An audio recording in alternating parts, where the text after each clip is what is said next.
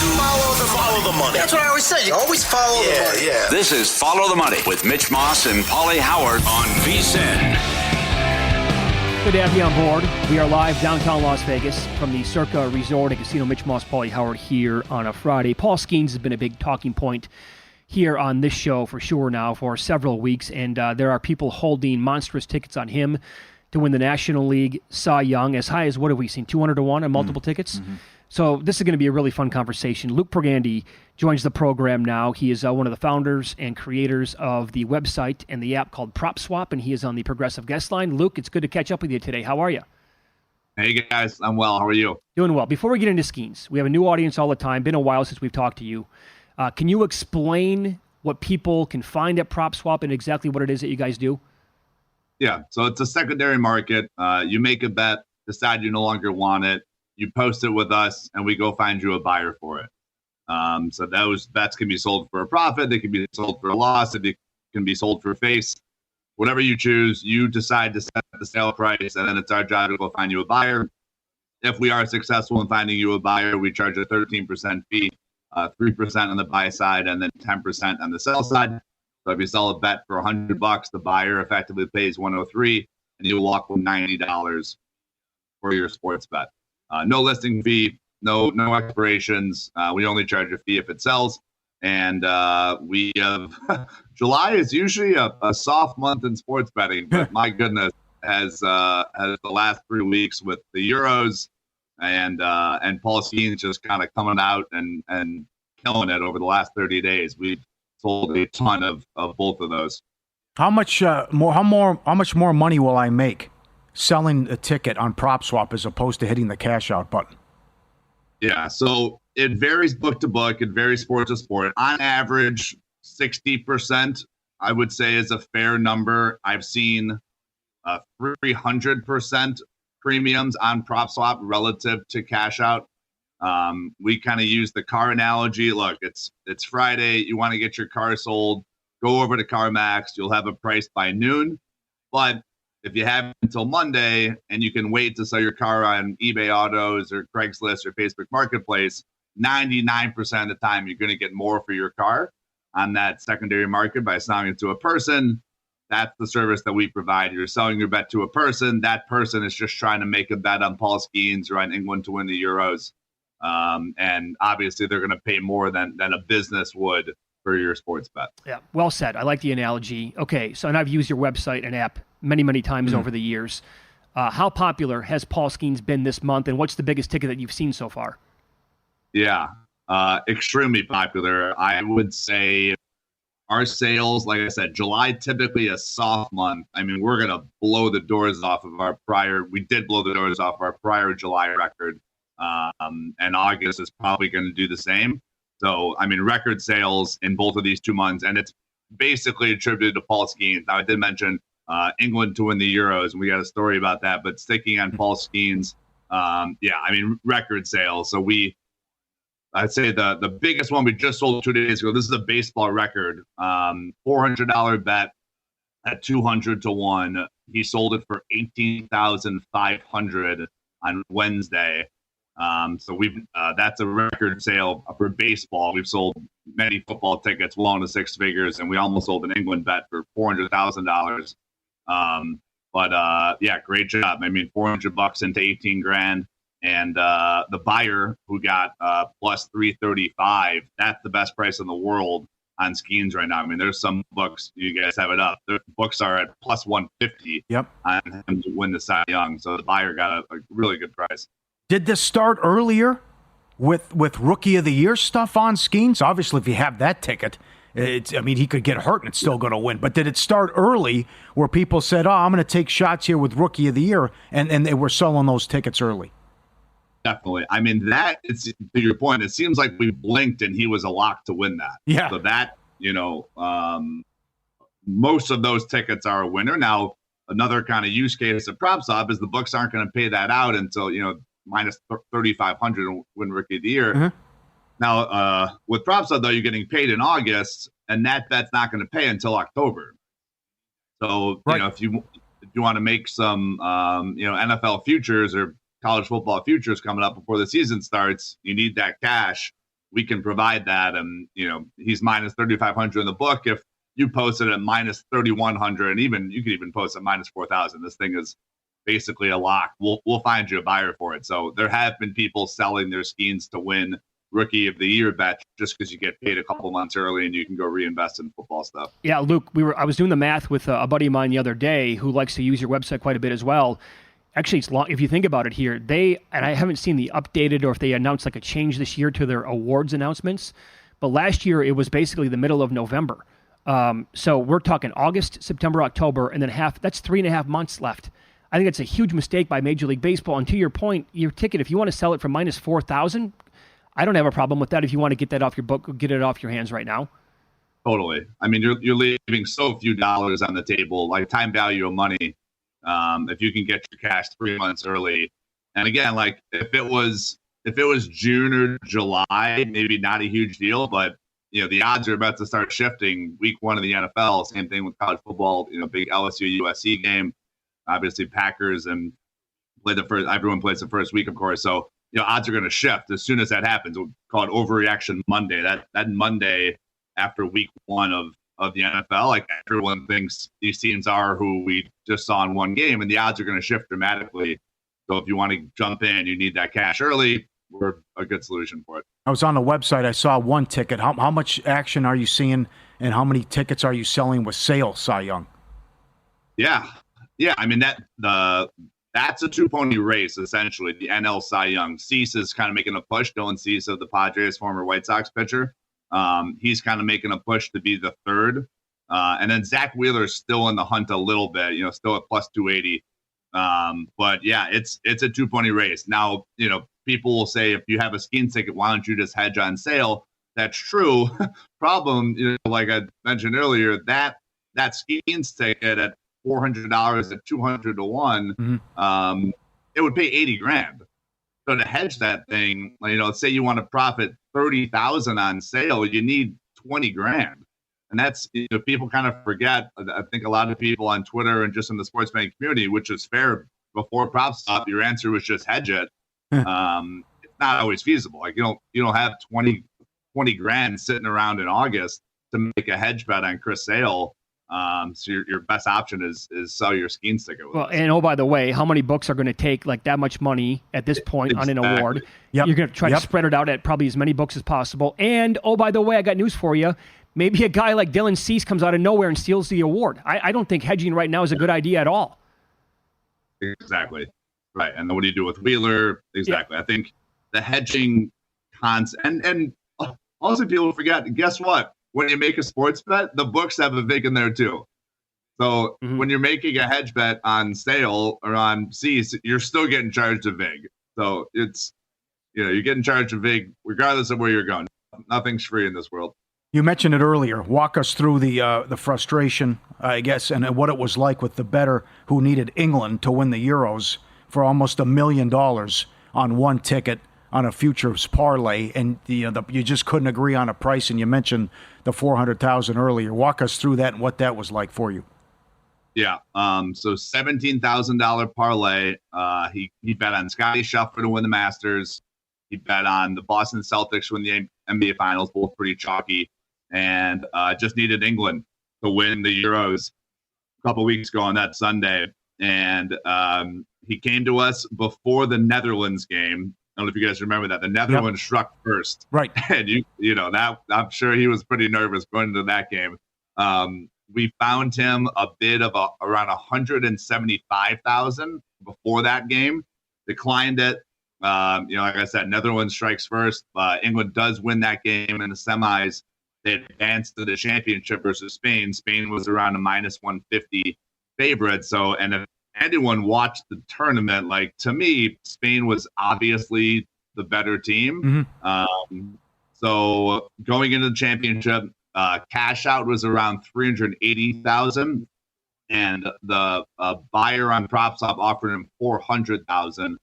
Again, for a $17,000 bet, he was offered $400,000. And the kicker here is he had another ticket on England.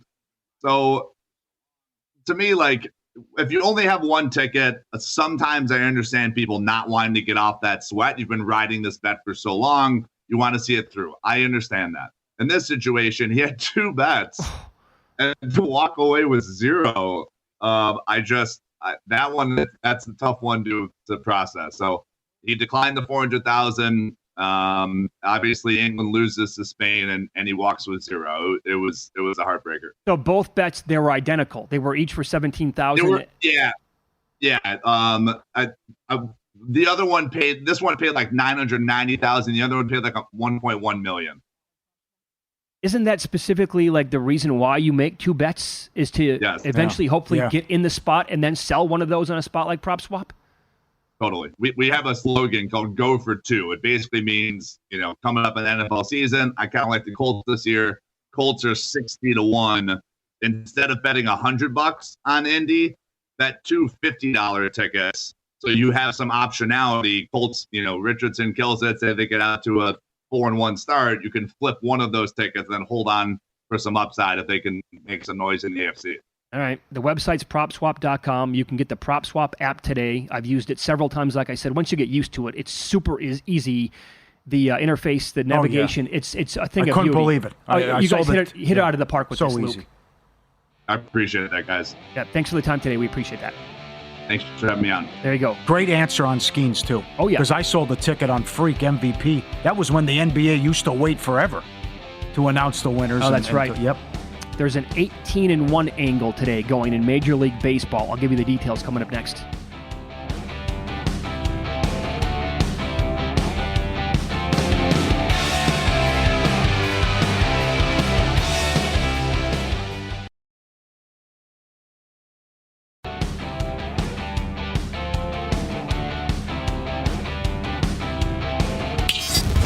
This is Follow the Money on VSiN.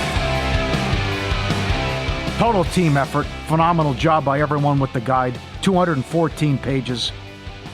Humans top 25. Ton of picks to win conferences, win totals, Heisman bets, proven betting systems, Mackinac trends. Sign up today. You get both the college football and NFL betting guides, plus full VSiN Pro access. Every pick, every host, every guest, dog videos, betting splits. See all of our subscription options. VSiN.com/subscribe. Pick the plan that works best for you. VSiN.com/subscribe. That was a really good spot with Luke Pergande from PropSwap. Again, a site and an app that I've used many times over the years. Yeah, and I thought he had a great answer, too, about how it's, I'm not going to go negative, want to kill people, but it's just the cash-out option. Not a good option. No. When you look at it. It never is. No. We only have like 1 or maybe 2 spots here that ever offer it in Nevada, and the options are laughable. Yeah. They're really, really bad. Today's Major League Baseball card, we have 1-day game, and we get the debut from Eric Fetty, who's having a really nice season on the mound. Was for the White Sox anyway. He goes over to the NL, pitches for the Cardinals against Assad, going for the Cubs. Fetty with a 1.87 ERA at home with the Sox this year. It's 4.06 on the road, and he's pitching on the road today. Assad, 2.20 ERA at home versus a 4.17 ERA on the road, 2.43 ERA during the day. However, he has faced St. Louis twice on the year. 8.59 ERA, 2.32 whip, 7 earned, 4 home runs, 5 walks, and 7 1/3 innings. Mm-hmm. They crushed him in both those starts. Yep. Did not go well. It's the card where a lot of these new guys get the ball today. Yeah. For their new teams, and that was a tough loss yesterday, no doubt about it. And you're waiting for the Cardinals to take off, and I think I'm going to have to give up on the fact that they're not going to catch the Brewers. I know we have a lot of time, but it's just, I don't know if it's going to happen. But get a shot in the arm here with Fetty. I like the acquisition. The good news in the loss was you got a good start out of Sonny Gray. But good bounce back for the Cubs. And we're on an over streak here, too. Are we going to continue to see runs? A lot of these totals, you look 8, 7, 7.5, 8. We had an 11-3 overrun. There were a ton of overs before that. So no opinion on this one, but a good game and a good series. And again, all these teams bunched up in the NL, and they're all playing each other. Are the Cardinals going to make the playoffs? I have a bet on them at 2-1. Yeah, I don't know. I don't think so. Really good pitching matchup today. Yep. Royals at the Tigers. It's Reagans versus Skubal. Now, I have to take Skubal here. Don't you think? Okay, give me a reason why. Reagan's has been so bad. He's on a tough run here. His last 3 starts, and Skubal, other than one hiccup when he gave up 4 earned, which isn't that atrocious in 6 innings. I mean, his numbers have been ridiculous, what he's done. And maybe a shot in arm for the Tigers that, hey, we kept him. We thought he was going to go, and let's get this kid the Cy Young. I mean, it's been phenomenal the whole year. Well, I'll give you maybe my favorite betting angle in this game in a sec. I'll set it up with this. Reagan's better on the road than at home, 2.83 ERA versus 3.8 at home. He's on the road today. 1 start versus Detroit, Paul. 6 innings, 1 hit, 0 earned, 12 Ks. Total domination. Mm-hmm. Skubal has a 1.95 ERA over 10 home starts with a 0.85 whip, 10.3 Ks per 9, and a 1.97 ERA at night. Numbers phenomenal across the board for the most part.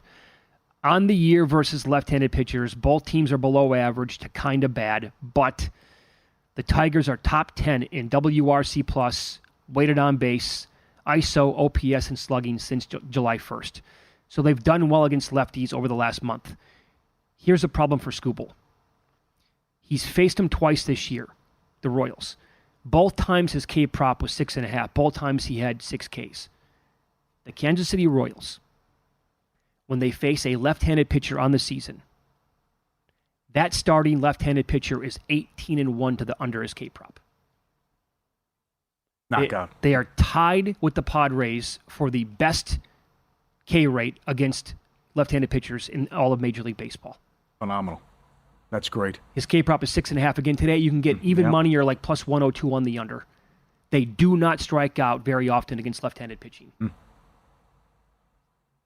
So I think that's probably the angle I'm going to have to go with. All right. But here's the problem. To your point, Skubal has been amazing lately, and I think it's 7 straight games now. I'm trying to get my computer to load here. It is 6 out of 7. He struck out at least 7 guys or more. But the last time he faced a really good team against left-handed pitching, that's Houston.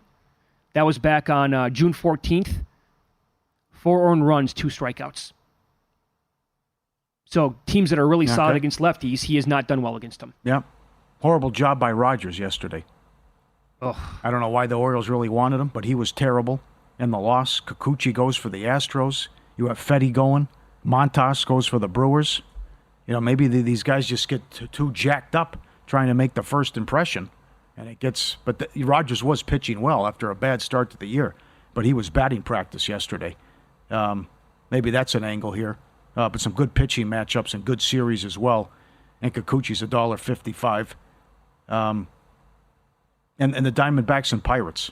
Pirates at home. Such a tough schedule, but right there in the mix. Tough loss where they get 4 errors against the Astros, or they would have swept them and blew a 4-run lead. But I like this Ortiz kid. And if they can get 5 solid innings out of this guy, you get Jones coming back and what Skeens has done. And Falter was okay the last time out. Sure. But again, the Diamondbacks are on a great run here and just cashed the ticket at Circa for most wins in July, and they're $1.30 on the road. Yep. Blue Jays are playing at the Yankees. This is Gausman versus Stroman. Gausman's he's an innings eating machine. Number 1 to the over. Gausman? Okay. I think it's 14-5 to the over this year. Last 4 starts, 6 innings, 7, 6 2/3, and a complete game his last time out. A 2.34 ERA on the road, which is where he is pitching today, versus an ERA at home of 6.39. He's 4 runs better on the road than he is at home. Incredible. However, 3 starts against the Yankees this year, he's only lasted a combined 10 2/3 innings. So I just told you, like every game, he's going 6-7, complete game last time.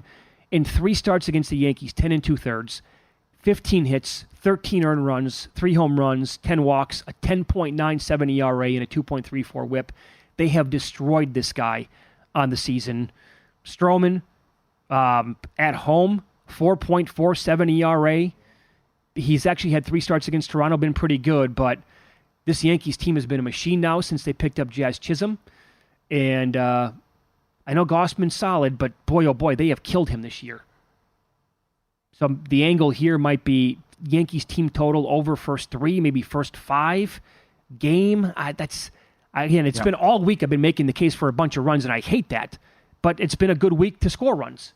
And the results have been there, so Maybe it continues today with the Yankees. Updated numbers, overs on the year. Baltimore 61, 40, and 9.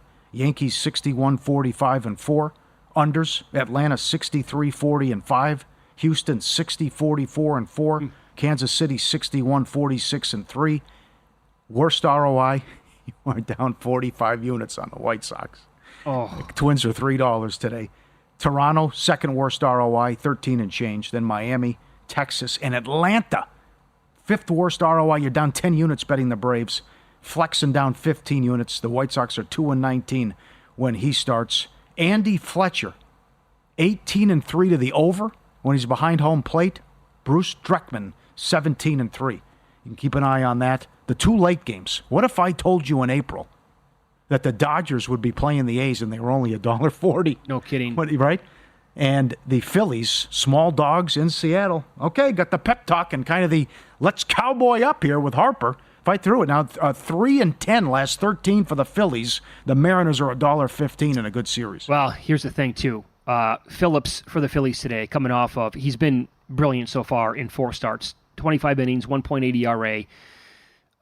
Not many Ks. I think some of the underlying numbers are telling you that he's going to regress at some point. He's coming off a complete game shutout. Maybe that game is tonight. The Mariners' sticks have been better over the last week or so. They're a team that strikes out quite a bit. He's been a little bit fortunate. Again, 215 with the BABIP, 94.6% left on rate. Those numbers are probably unsustainable coming up. And Wu has a 1.27 ERA at home in 4 starts with a 0.6 whip. And the other stuff there, like the FIP is 2.65, hard hit rate 22.8%. Very good numbers for Wu at home. I think maybe tonight's not tonight, but this Phillips stuff is going to come back to reality here pretty soon in an upcoming start for sure. Could be today. Orioles Guardians? Well, Guardians going to keep doing this? That was something by the Guardians yesterday. Fell behind early, and then don't forget about it. Don't even blink. How about a win total of 77.5? They might get the 1 seed. They're the best record in all of baseball. Yeah. I mean, if that happens. Yeah. How about the years Ramirez and Bobby Witt are having, and yet Judge is running away with the MVP? I know. Isn't that something? Yep. Ramirez did it again last night. Well said. I know. All right, let's follow the money here on VSiN, the Sports Betting Network. Kevin Rodgers is going to join the program coming up next with Vegas Insider. He's in town to sign up for Circa Millions. Why Millions and not Survivor? We'll ask him about that. And he has terrific numbers on Miami Hurricanes head coach Mario Cristobal. You don't want to miss those coming up here on VSiN.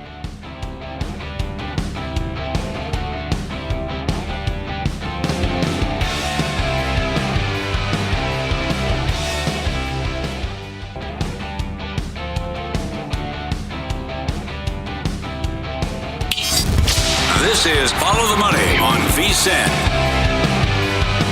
Welcome in. Yeah, we're live. Downtown Las Vegas is the spot. Mitch Moss, Pauly Howard here on a Friday. This is going to be a fun conversation. Kevin Rodgers is in studio this morning. Does a great job with Vegas Insider. We've talked to him throughout the baseball season. We'll get into that coming up at the back end here. But it's good to see you again, man. How are you? Good. Mitch, Paul, listen to you guys every day, so it's good to see you guys. And with football right around the corner, very busy time, which is good. No doubt. So you are in town. You're signing up for. You're from South Florida, and we'll touch on the Hurricanes coming up in a minute. College angle, but you're in town, and you elected this year to sign up for Circa Millions, 5 picks a week against the spread, and not Survivor. Why'd you make that decision? Well, seeing what Pauly went through last year, that was a tough one to swallow. I know that Packers game, I thought of you at the end. But no, honestly, it's a great contest. What Circa does is fantastic with both the contests, but it's just so difficult when you get to the one and done, that's it. You can get to week 10, week 12, week 14, all the way, and then you still lose, and you had the 4 winners last year, got all the way to week 20. There's too many games in week 1 where I'm thinking, all right, you can make a case for this team, that team, and then it's tough, or at least the 5 picks, you have the whole season, you have the quarter payouts. I'll tell you another one, guys, that I like. I love the booby angle. I really do, because I feel like in week 1, if you struggle, you could maybe reverse field a little bit. You know, if you go 1-4, maybe go the other way with the booby, or if you start maybe 2-8. So that's the good thing with it. But I elected to go with the Circa Millions this year, go with the 5 instead of just hanging on the 1. You know, it's very painful in Survivor, and I have felt the pain from this in 2 of the previous 3 years.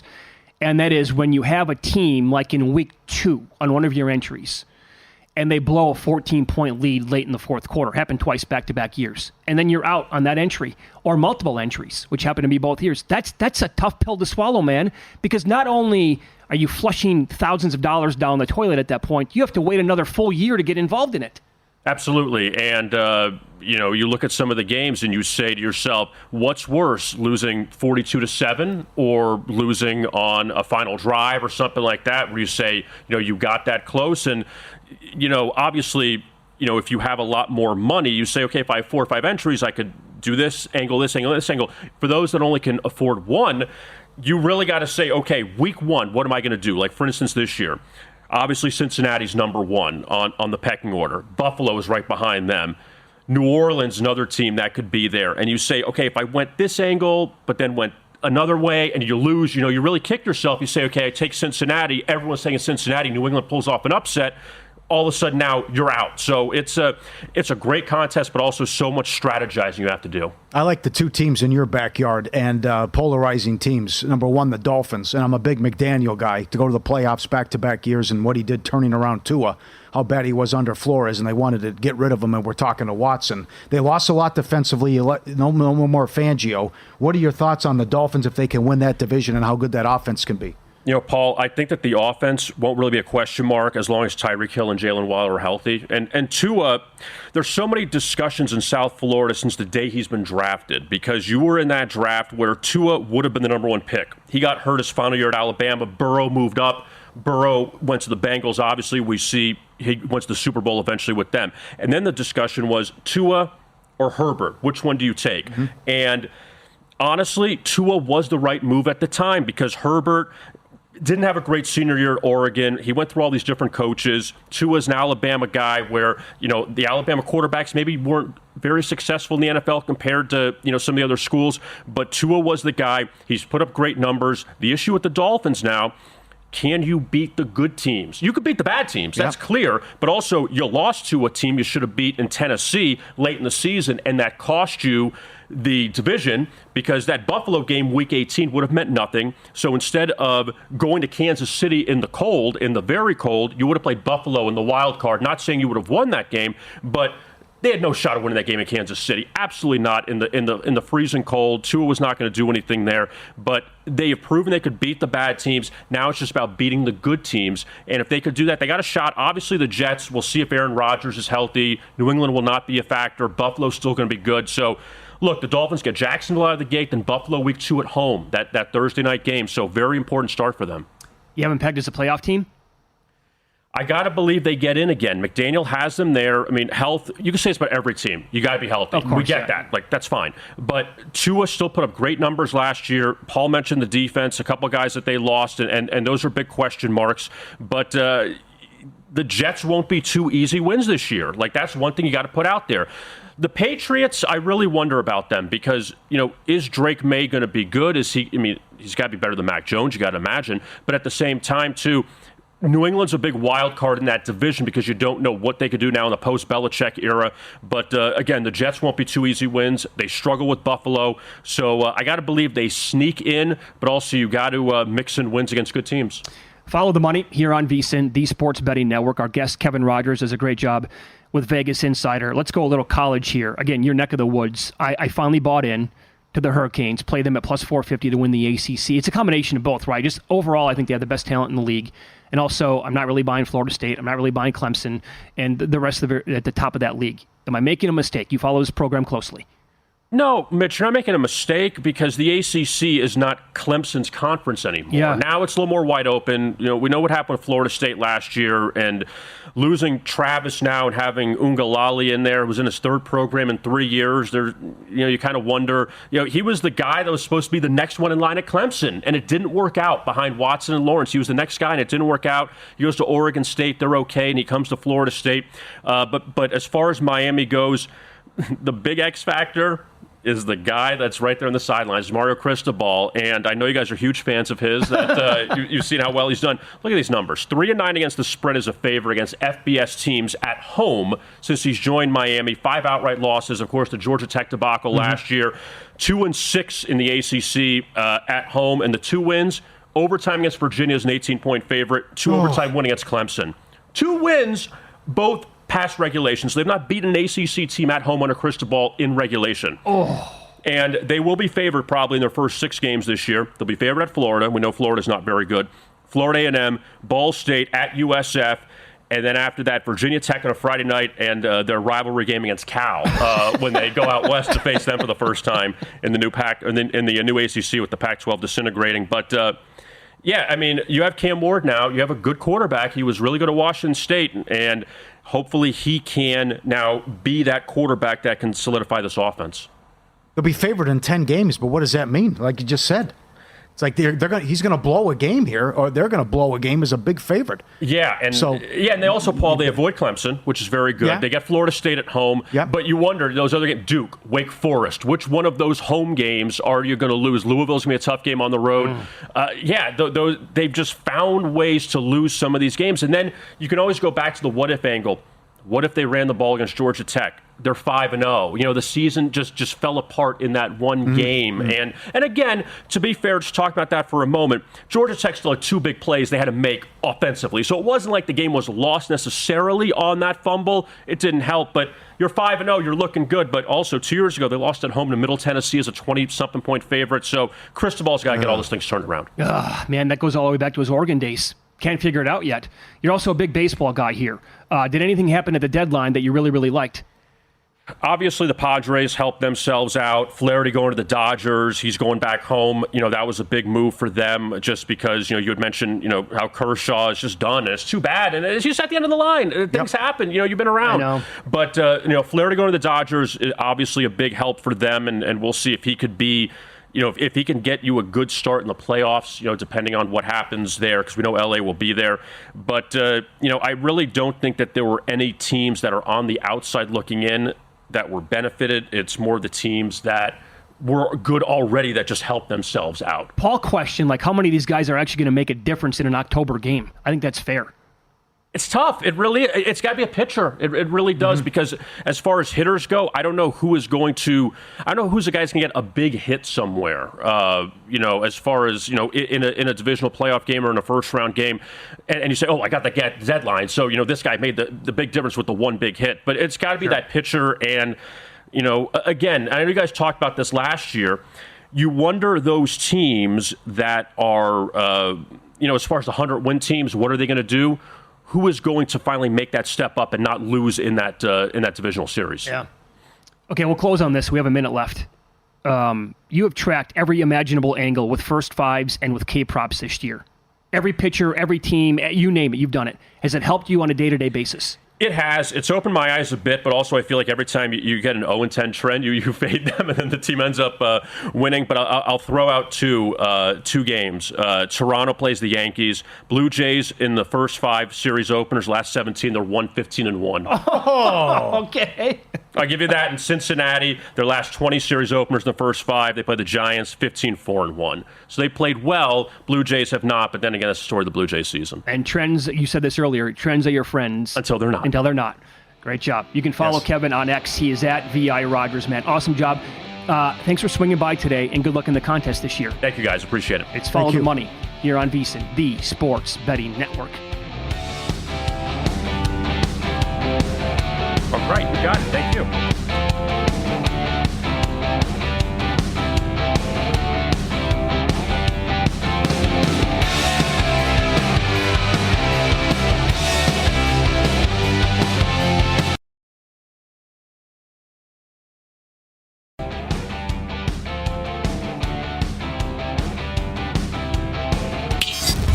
This is Follow the Money on VSiN. Get up there every day. Bill 80 up early with a phenomenal breakdown of what books did and the house rules on the Hall of Fame game. Our guide is out. Ton of college football stuff and the Olympics. Picks, analysis, betting strategies, latest odds and trends, links to the top reads, and the podcast. Sign up for free. VSiN.com/newsletter.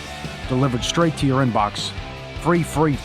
VSiN.com/newsletter. Subscribe. Yeah, a great breakdown by Bill. Multiple examples of how you need to know your book's rules and how they were different a little bit last night. First of all, our producer, Luke, had the over on the game. He betted at Caesars on their app here in Nevada, and he was looking during the game when they kept delaying it Is it going to be played? Are they going to finish it or not? And on the house rules, he found that if it doesn't go 55 minutes, going to be a refund. So he was mentally prepared to get a refund on that game last night. And then when they finally canceled the game, they graded it a winner. So he was a little surprised by that. This is from Bill's email today, The Daily. VSiN.com/newsletter, as Pauly just told you about. Here at Circa, games are considered official for wagering purposes with 5 minutes remaining in the originally scheduled regulation time, unless otherwise stipulated on display boards, printed sheets, or on the mobile app. Has to go at least 55 minutes. At DraftKings, there must be 5 minutes or less of scheduled game time left for bets to have action unless the specific market outcome is already unconditionally determined. So they paid out bettors who had the over last night. It closed 32.5. They also closed out and paid bettors on anybody who had an in-play bet of anything over 37.5 or below. That would have been a winner.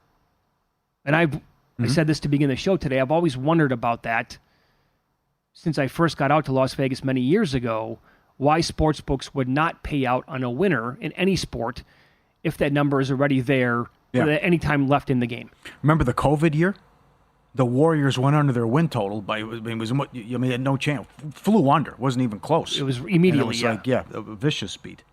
Did they pay out right away? Out. I think a lot of books just said depends on where you look, but okay. No action. Yeah. All right. You can also find if you search around, first coach fired this year in the NFL. Yes. Robert Saleh is, I think, the favorite on the board at most books. The one that we're looking at right now, globally speaking, he's 5-1. This is hilarious. There is one particular book where he's the favorite for first coach fired and the favorite for coach of the year. I honestly, I don't think he's going to win coach of the year. They have to pull off something that's going to be unprecedented if he's going to win coach of the year, because it's not going to be him. Yeah. It's going to be, if they win 15 games, odds are that's not Robert Saleh is just going to be the guy who's on the sideline and who's the guy that talks to the media. Mm-hmm. It's going to be because on paper they have an elite defense, and then Aaron Rodgers comes back to his MVP form. He would not get my vote under any scenario for coach of the year. Usually I can make a case for a bunch of guys, and I've done so in the past. This year's difficult. Is Jerry Jones really going to do this and pull the plug on McCarthy? Doesn't have a history of doing that. He's only done it once on Wade Phillips, right? Can't get there. McCarthy 6-1. Dennis Allen, no. I mean, are there really high expectations for the Saints? Well, but it's no, because their win total is what, 7.5? Right. The Bears, yes, with Eberflus. That's the one question I have about that guy. But could he go? Could they pull the plug on Sirianni after the 10-1 start and they implode? It has to be a disaster. Could be okay. Dable 9-1. No. Okay, I thought the same thing. The other one, you have no way it's going to be Andy Reid. Morris, new coach. McDonald, new coach. Harbaugh, new coach. Mayo, Canales, Quinn, Callahan. And no, it's not going to happen with Shanahan and Dan Campbell. No way it's going to happen with Ryans either. Would it something funky happen like Urban Meyer and Gruden, where it was kind of stuff about how you treat people and off-the-field stuff? We get into that territory, and that's happened two times in the last few years. Doug Peterson, 25-1. Okay. Horrible finish. Okay. I can maybe buy. I got to be honest. This is the trickiest year that I can recall going into the year. I concur. Yes. And for example, I was all over Urban Meyer, even though that was his first year, because I thought to me that was the most disastrous hire by any organization I can remember. The reason why is because he was never going to equate to a good NFL coach. He called it quits several times over the years at college, and also year number 1 of Trevor Lawrence, Urban Meyer's going to be the guy. Brought in Tim Tebow to be a snake. What are you doing here? I know. It was an awful job by that organization hiring him. Leaked out he kicked the kicker. Remember in warm-ups or practice and camp? He did something to the kicker. And then, what he did in the bar. I could see only 3 guys I could see. Peterson could be one of them. If Jacksonville really struggles again and Lawrence doesn't really show any signs of improvement. Yep. I can actually see Dennis Allen because the Saints, despite not having super high expectations this year, if they lose, week 1 to Carolina, he's already in trouble. Okay. And it's a team and an organization that has had high expectations for a long, long time now. And I got to be honest, they did not meet those expectations for many years with Drew Brees as the quarterback or Sean Payton as the head coach. But I could see where he could get canned. The other guy would be McDermott. Yes. And that's going to be Okay. a combination of a couple of things. Yep. If the results are not there, but also it could honestly be at some point here, he's lost the team and you need a new voice. And sometimes that happens in the NFL. It just does, where the head guy's been there too long, his voice becomes stale, and they need to go in a different direction. And oh, by the way, really good division too. And so they had this championship window for a long time. They have nothing to show for it. How early are we talking here, though, too? That's the other thing. Like, would we have to be looking at November? Probably. Could it happen in October? Every year's different. That's Bills and Eagles, I would say, as well. Because with Sirianni, it was, okay, we'll pin it on the coordinators and let you off the hook. And there were also issues in the locker room and chemistry. But to start 10-1 and then implode. And it looked like they didn't even want to be there in the playoff game. Listless performance against Tampa. And then you lost at home to Arizona as a big favorite. If that continues and you get off to a slow start and you're expected and picked to win that division. Oh, I think people there will have a big-time problem with him if Jalen Hurts does not show improvement passing the football this year. So that's been an issue now, going back. Can't have that happen every single year, especially when you have a team that can win a championship and their window is still open. Yeah, some of these are just, Peyton just got a huge contract. No, 12-1. Zach Taylor, no, 14-1. Gannon, second year, 16-1. McDaniel, back-to-back playoff appearances. Pierce, 10-1. No, Stefanski, 2 Coach of the Year awards. Bowles just won the division. Mm-hmm. Now, how about certainly you have to do a lot better than 10-1 what you're offering. Yeah, I got to be honest here. Like, the hold on this is very high, way too high for the both. They're not offering good enough odds to bet on basically any of these guys. Kevin O'Connell, for example, 12-1, another guy. No way. How does he get fired? Under what scenario would you make a bet on Kevin O'Connell and make a case for that? That's off the field. Yeah, it would have to be. It'd have to be. Yeah. He did something can't get there. I think that goes for many of these guys. Because the thing is, like, we've had so much turnover in the NFL in recent years. You're probably not going to get rid of a second-year coach. You're definitely not going to get rid of a first-year coach at this time, unless it's off-the-field stuff. Even if, like, O'Connell or Minshew, and they can't make up their mind who the quarterback's going to be here in Las Vegas, if it's just a disaster, you're not going to fire Antonio Pierce. No. You just went through this. You didn't have to bring him back, and you did. He was your guy. And I think Coach of the Year stuff, some of that's out of whack, too. It is. Like, how does Gannon have better odds than McDonald? I mean, Seattle won 9 games. McDonald can come in and fix the defense, and they can't be up. I mean, could Gannon really guide Arizona to the playoffs or 9 wins? Ooh, it seems very unlikely. And if he does so, 16-1 is all I get? Right. Nah. Honestly, with that market, NFL Coach of the Year, you might just want to wait. You might not even want to make a bet at this point. Just let it breathe for a month and then get involved. You've been able to find, because you never know, like, who could have predicted the scenario Stefanski last year? Mm-hmm. Oh, absolutely. And I lost that market because I'm holding D'Amico Ryan's tickets up the wazoo in season. He had a great case for Coach of the Year, but I can't predict that the Browns are going to win games with 5 different quarterbacks. You know, I mean, you can't see that coming. Mm-hmm. Stefanski had a great case. He won it. I was bitter. I wanted Ryans to win. Didn't, so that was a loser for me. What would Detroit have to do? 14, 15 wins? I mean, basically be flawless. Yeah. So that's not enough on Campbell either. And he's up there. Steichen did a great job. I could see him at 16-1. And they almost won the division too. But by the way, that's another guy. What would have to happen for Dan Campbell to get fired? Oh, God. You start 0-7? Yeah. It's like the unimaginable would have to happen for a guy like that to get canned. You finally exercised the demons and won a playoff game and almost went to the Super Bowl. Sure. It would have to be 0-7, 2-8, something ridiculous. I don't see that. Yeah. I don't know. Not a very good market to bet into unless, again, maybe a couple of guys there that might stand out. But you need like big ifs to happen as well under that scenario. Up next, Lou Finicaro on the program. It's a strong card. UFC Dubai this weekend. We'll get his best bets on that. And we'll also talk NFL win totals. He told me, quote, one is as strong as it gets. I don't even know the team yet. Find out which one coming up.